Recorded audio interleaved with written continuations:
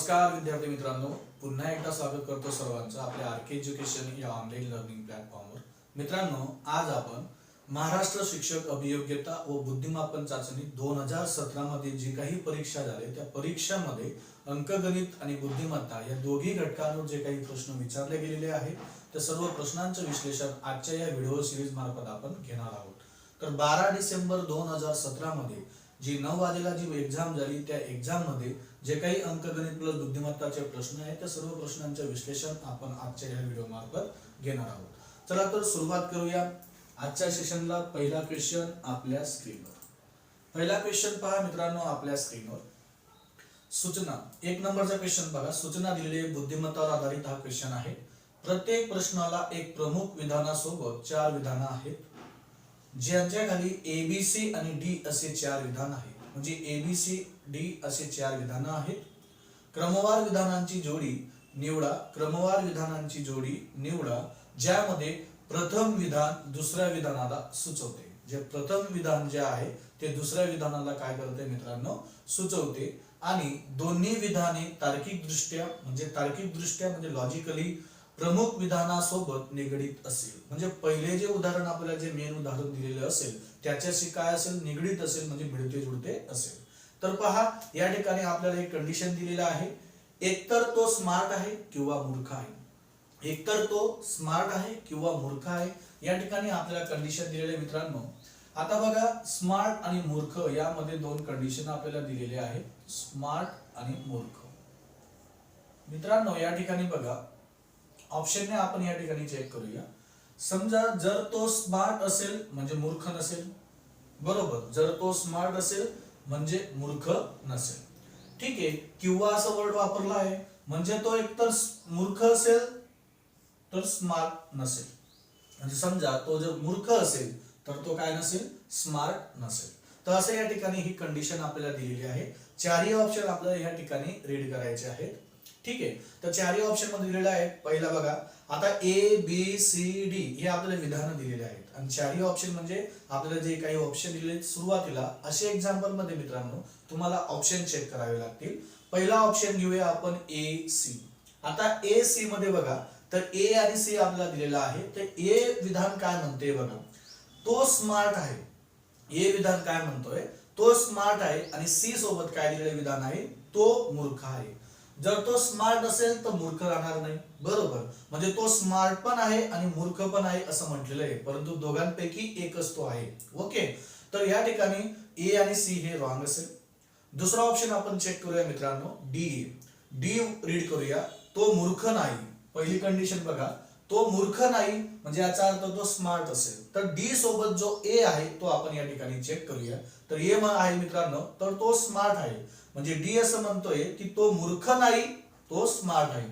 मूर्ख नाही, तो स्मार्ट आहे, म्हणजे DA हे या ठिकाणी तार्किक दृष्ट्या व्यवस्थित बसत आहे। म्हणजे या क्वेश्चनचं जे आन्सर मिळालं मित्रांनो, तर ऑप्शनच आपण सॉल्व्ह करणार। तर option number B is the correct answer, note down.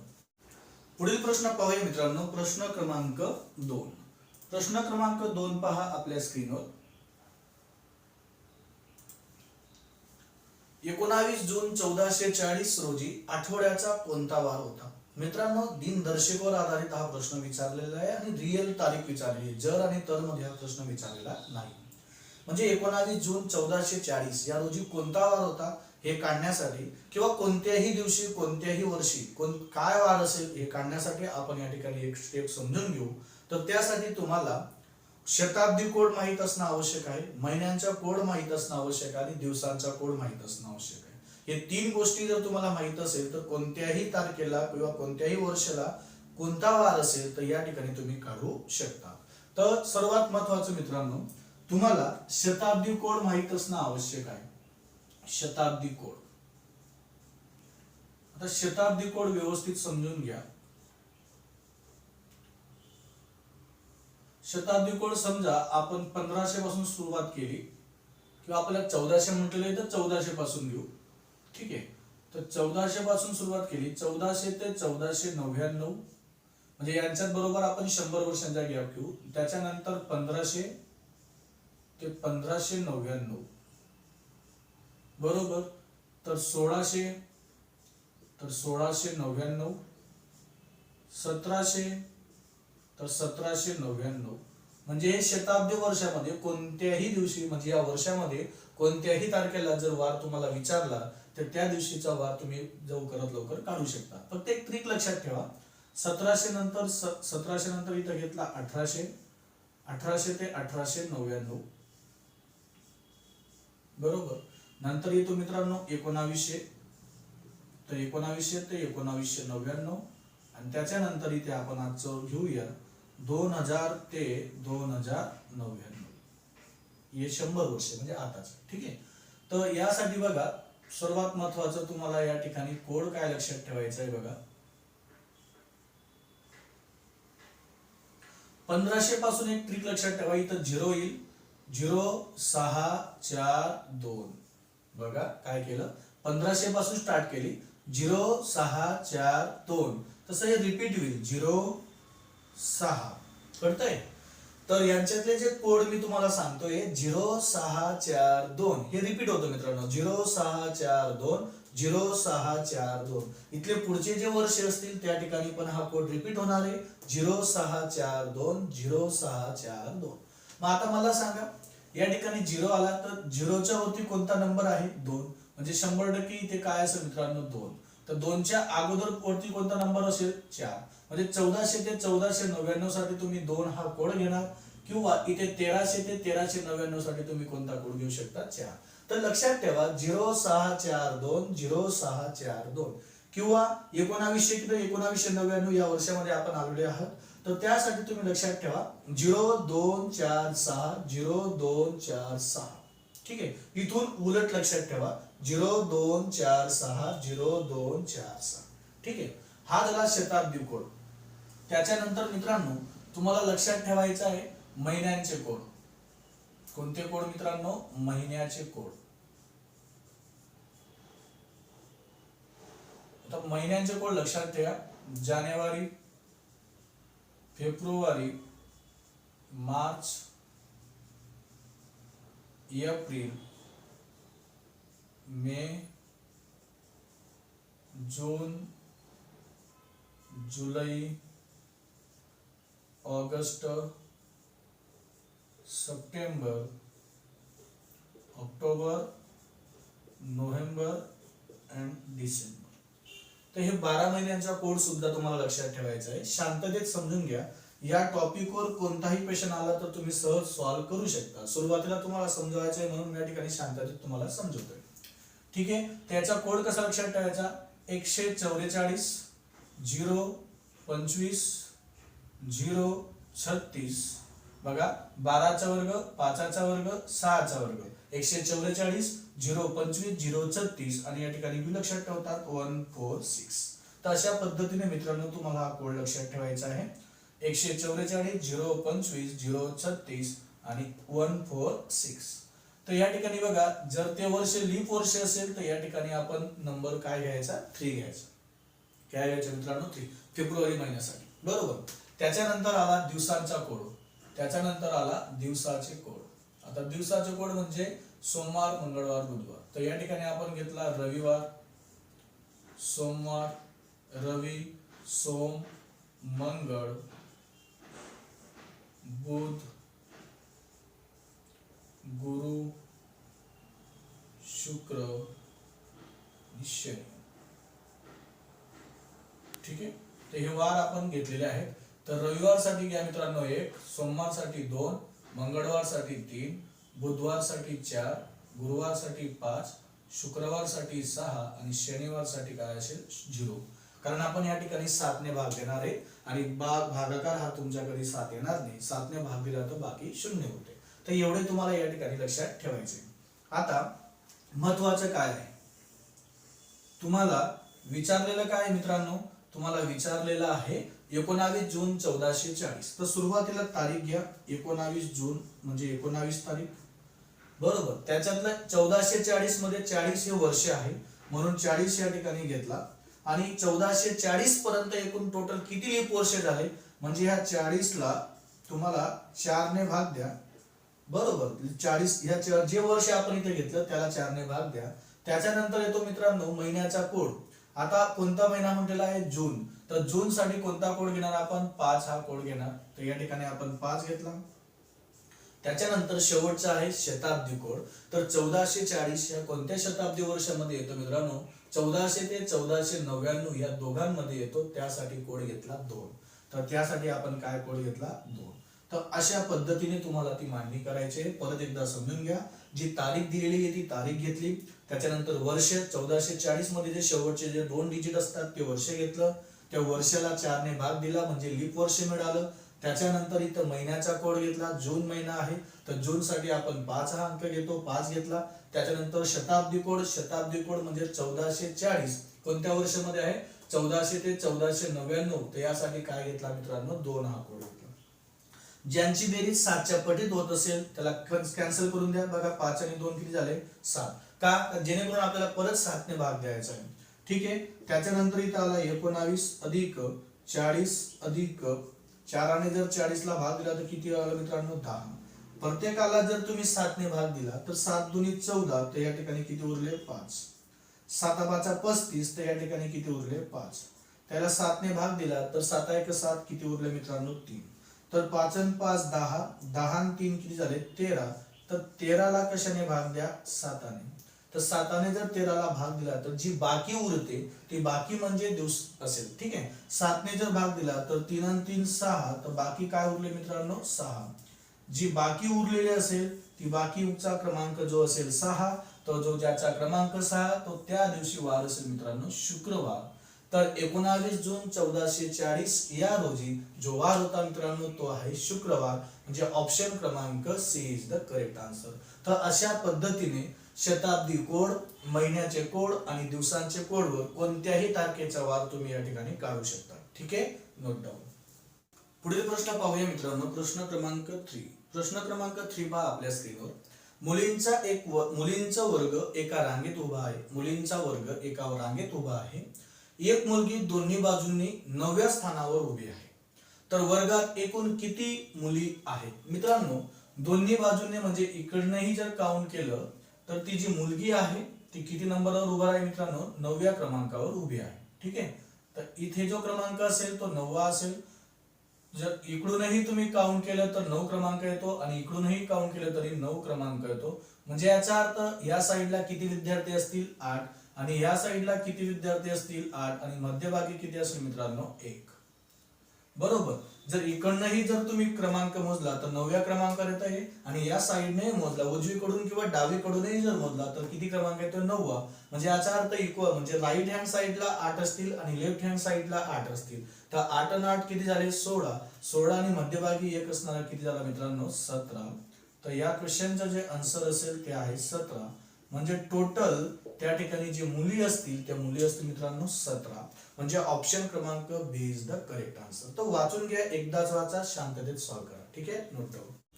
पुढील प्रश्न पाहूया मित्रांनो. प्रश्न क्रमांक 4. प्रश्न क्रमांक 4 पहा. शेकडेवारी शेकडेवारीवर आधारित क्वेश्चन आहे. 5/12 चे टक्केवारीत रूपांतर करा. सोपा क्वेश्चन आहे. 5/12 ही संख्या घेतली मित्रांनो. 5/12.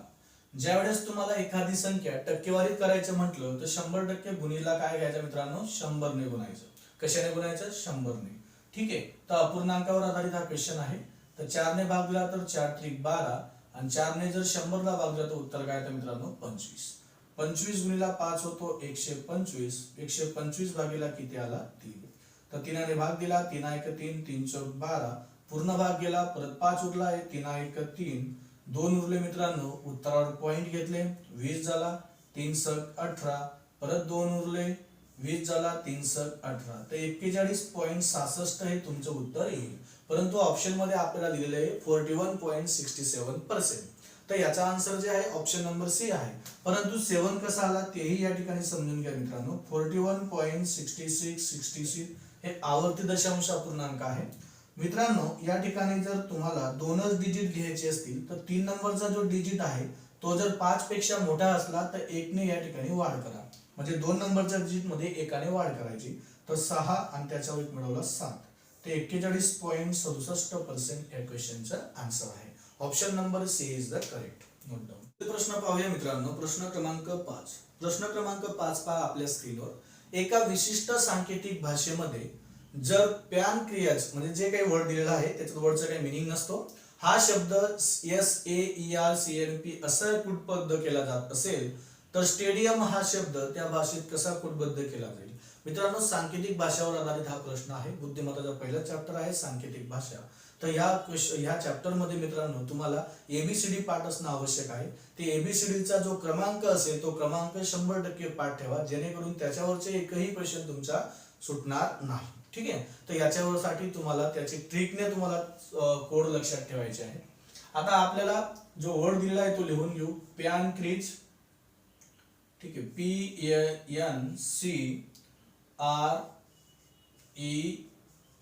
PNCREAS. तर बघा असा काही वर्ड दिलेला असतो. जर त्याच्यातलेच वर्ड जर दुसऱ्या याच्यात वापरले असतील तर चांगली गोष्ट. जर वेगळा नंबर आला तर तुम्हाला त्या ठिकाणी काय करावं लागेल, त्यांचे क्रमांक द्या आणि सोबत असणारा जो नंबर असेल, जो वर्ड असेल त्यालाही तुम्ही क्रमांक द्या, जेणेकरून नंबर दिल्याने लवकरात लवकर आपल्याला अंदाज समजतो की वाढ आहे की घट आहे. ठीक आहे. पण पुढचा वर्ड दिलेला आहे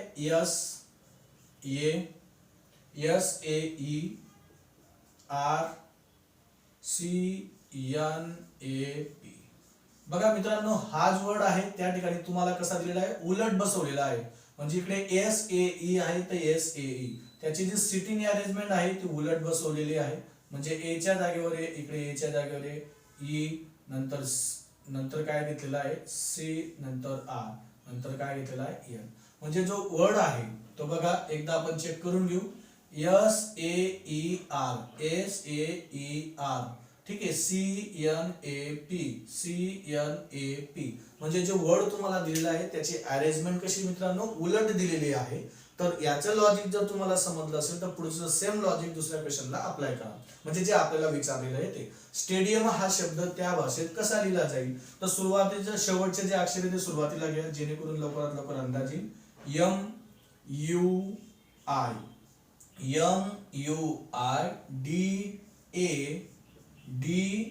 MUIDADATS. तर सुरुवात एम ने आणि शेवट काय मित्रांनो एस. तर चारही ऑप्शन मध्ये सुरुवात एम आणि एस आहे. जर तुम्ही असा ऑप्शन पाहिला तर ऑप्शन नंबर सी बघा, MUIDATS. तर असा जो ऑप्शन आहे तो आहे ऑप्शन क्रमांक सी इज द. तर अशा पद्धतीने सांकेतिक भाषेवर एक सोपा क्वेश्चन तुम्हाला त्या ठिकाणी विचारला गेलेला होता.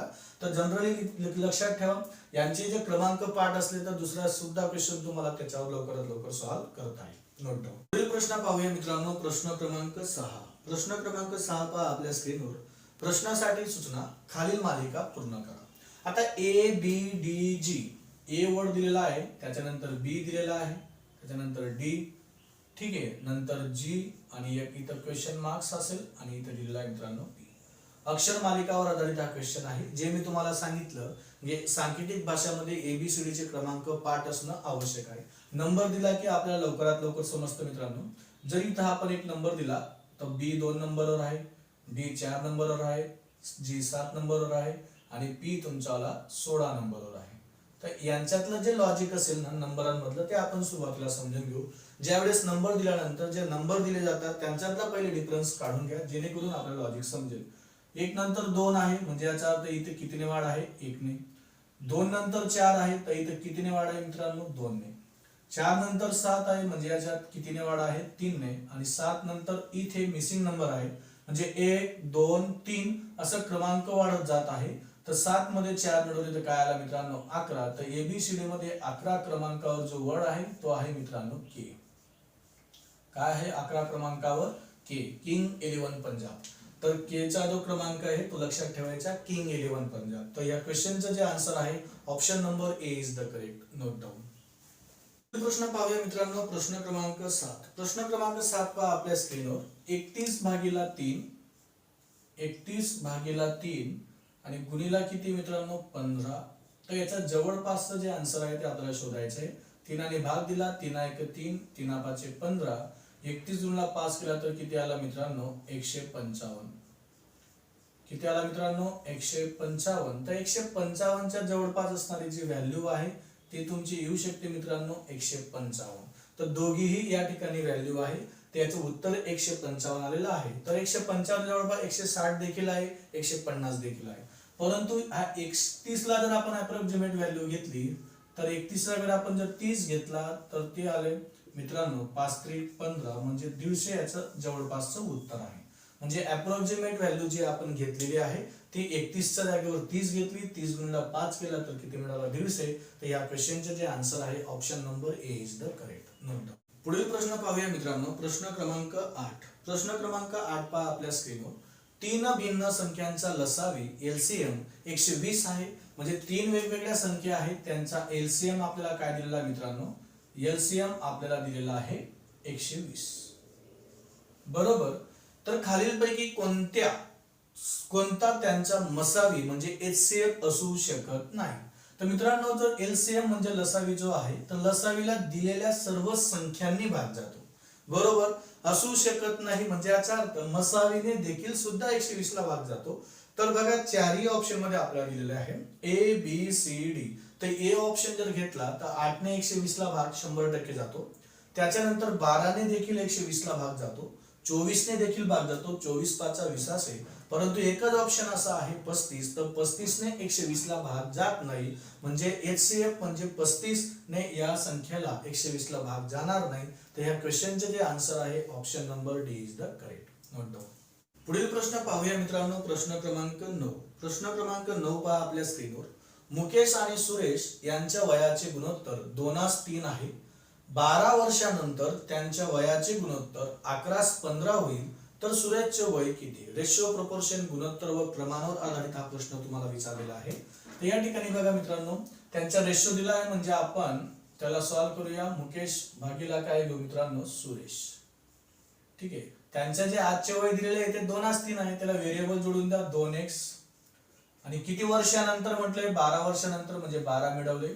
आणि दुसरा रेशिओ काय आहे? 3x. त्याने किती वर्षानंतर? 12. तर या ठिकाणी काय मिळवलं? 12. त्या 12 वर्षानंतरचा जो रेशिओ दिलेला आहे तो आहे मित्रांनो 11/15. एवढं इक्वेशन जर तुम्ही सॉल्व्ह केलं तर तुम्हाला लवकरात लवकर आन्सर भेटेल. तर काय करा? 11 ने 3 ला मल्टिप्लाय करा. 11×3 = 33x. 11 गुणिले 12 केला तर गुणाकार येतो 132. बरोबर. 11 ने 3 ला मल्टिप्लाय केला. 11×3 = 33. 11 गुणिले 12 132. 15 ने 2 ला मल्टिप्लाय केलं 15×2 = 30 x प्लस 15 गुणिले 12 जर मल्टिप्लाय केला तर गुणाकार येतो 3×18 म्हणजे 180. बरोबर. आता प्लस 30x इक्वलच्या या साइडला तर मायनस होईल. तर 33x मधून 30x मायनस करूया. 33x मायनस 30x बरोबर 180 वजा 132. 33 मधून 3 गेला, सॉरी 33 मधून 3x गेले, किती झाले? 33 मधून 30 गेला 3x. त्याच्यानंतर 10 मधून 2 गेले 8. 8 मधून 3 गेले, किती उरले? बघा 10 मधून 2 गेले 8. तर इकडे 7 उरले. 7 मधून 3 गेले, किती उरले? 4. 3 ने भाग देऊया. 3 1 3 1 उरला. 3×18. तर x ची जी व्हॅल्यू आहे म्हणजे गुणोत्तराची जी समान पट आहे ती काय मिळाली? 16. आणि आपल्याला विचारलंय सुरेशचं वय किती? तर सुरेशचं वय जे 3x. तर ह्या 16 ने 3 ला मल्टिप्लाय करू म्हणजे सुरेशचं वय या ठिकाणी तुम्हाला येईल. सुरेशचे वय तर 3 गुणिले 16 म्हणजे 48 वर्षे जे वय असेल मित्रांनो ते असेल सुरेशचे वय. Option number C is the correct answer. ठीक आहे. 48 वर्ष. प्रश्न पाहूया मित्रांनो. प्रश्न क्रमांक 10. आजच्या सेशनचा मित्रांनो हा शेवटचा क्वेश्चन असेल. जे काही राहिलेले प्रश्न असतील ते आपण पुढील पार्ट मध्ये घेऊया. जर नारंगीला लाल म्हटले, लालला पिवळा म्हटलं, पिवळ्याला गुलाबी म्हटलं, गुलाबीला निळा म्हटलं, निळाला गडद जांभळा म्हटलं आणि गडद जांभळ्याला जांभळा म्हटलं तर केल्याचा, सॉरी त्या ठिकाणी केड्याचा रंग विचारलेला आहे तुम्हाला. केळीचा रंग विचारलेला आहे. तर केड्याचा रंग कोणता असेल? तर या ठिकाणी पूर्ण प्रश्न रीड करायची गरज नाही मित्रांनो. शेवटचा प्रश्न म्हणजे शेवट जे कंडिशन आहे ती डायरेक्टली रीड करा. केड्याचा रंग कोणता? तर केड्याला काय म्हटलेलं आहे त्या ठिकाणी वरच्या ऑप्शनवर डायरेक्ट केळीवर फोकस करा. तर केळीला काय म्हटलेलं आहे तर लक्ष द्या.